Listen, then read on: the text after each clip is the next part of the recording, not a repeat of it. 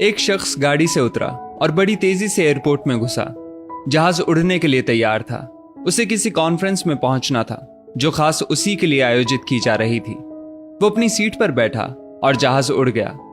अभी जहाज कुछ दूर ही उड़ा था कि कैप्टन ने ऐलान किया, तूफानी बारिश और बिजली की वजह से जहाज का रेडियो सिस्टम ठीक से काम नहीं कर रहा, इसलिए हम करीबी एयरपोर्ट पर उतरने के लिए मजबूर हैं। जहाज लैंड होते ही अब वो शख्स बाहर निकला और कैप्टन से शिकायत करने लगा कि उसका एक एक मिनट कीमती है और होने वाली कॉन्फ्रेंस में उसका पहुंचना बहुत जरूरी है।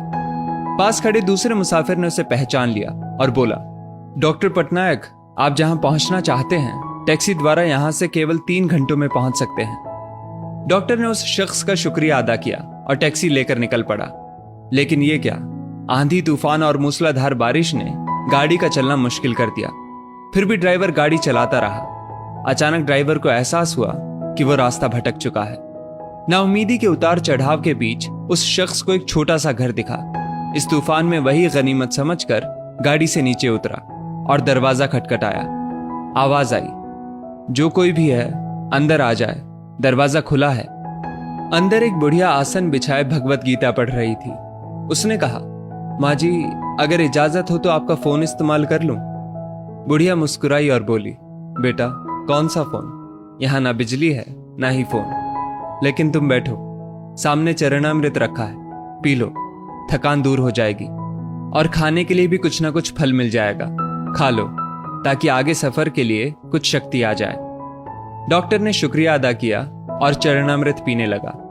बुढ़िया अपने पाठ में खोई थी कि डॉक्टर की नजर उनके बगल में पड़ी। एक बच्चा कंबल में लिपटा पड़ा था जिसे बुढ़िया थोड़ी थोड़ी देर में हिला देती थी। बुढ़िया ने पाठ समाप्त किया तो डॉक्टर ने कहा, माँ जी, आपके स्वभाव और एहसान ने मुझ पर जादू कर दिया है। आप मेरे लिए भी दुआ कर दीजिए, ये मौसम साफ हो जाए। मुझे उम्मीद है आपकी दुआएं जरूर कबूल होती होंगी। बुढ़िया बोली, नहीं बेटा, ऐसी कोई बात नहीं। तुम मेरे अतिथि हो और अतिथि की सेवा ईश्वर का आदेश है। मैंने तुम्हारे लिए भी दुआ की है। परमात्मा का शुक्र है, उसने मेरी हर दुआ सुनी है। बस एक और दुआ मैं उससे मांग रही हूं, शायद जब वो चाहेगा उसे भी कबूल कर लेगा। कौन सी दुआ? डॉक्टर ने पूछा। बुढ़िया बोली, ये जो 4 साल का बच्चा तुम्हारे सामने अधमरा पड़ा है, मेरा पोता है। ना इसकी माँ जिंदा है ना ही बाप। इस बुढ़ापे में इसकी जिम्मेदारी मुझ पर है। डॉक्टर कहते हैं इसे कोई खतरनाक रोग है जिसका वो इलाज नहीं कर सकते। वो कहते हैं एक ही नाम पर डॉक्टर है। क्या नाम बताया था उसका? हाँ, याद आया, डॉक्टर पटनायक। वो इसका ऑपरेशन कर सकता है। लेकिन मैं बुढ़िया कहाँ उस डॉक्टर तक पहुंच सकती हूँ? बच्चे को लेकर जाऊं भी तो पता नहीं वो देखने के लिए राजी भी हो या नहीं। बस अब बंसी वाले से यही मांग रही थी कि वो मेरी मुश्किल आसान कर दे। डॉक्टर की आंखों से आंसुओं का सैलाब बह निकला।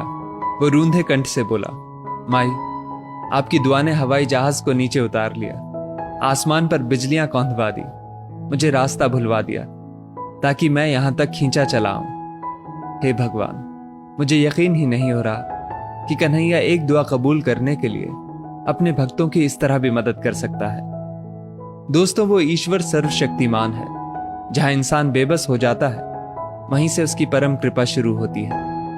यदि इस वीडियो ने आपका दिल छू लिया हो तो इसे लाइक शेयर अवश्य करें और ऐसी ही बेहतरीन वीडियोस के लिए हमारा पेज जरूर फॉलो कर लें। धन्यवाद।